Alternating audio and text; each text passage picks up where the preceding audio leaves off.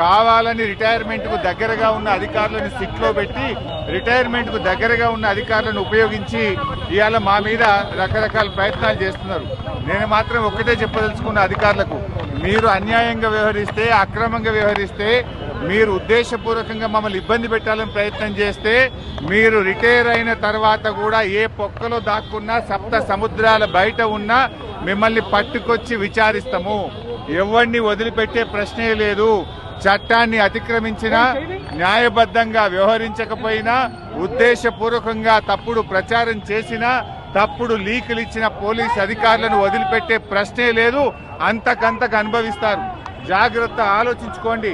Retire అయినాక మీకు ప్రభుత్వం రేపు వచ్చే బీఆర్ఎస్ ప్రభుత్వం కూడా మీకు సహకరించదు.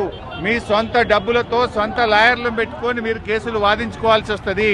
అన్ని దృష్టిలో పెట్టుకొని న్యాయబద్ధంగా వ్యవహరించండి, చట్టబద్ధంగా వ్యవహరించండి. రేవంత్ రెడ్డి దావోస్కెళ్ళి ఆయన ఇచ్చే డైరెక్షన్లో కాదు, మీరు చట్ట ప్రకారంగా వ్యవహరించండి.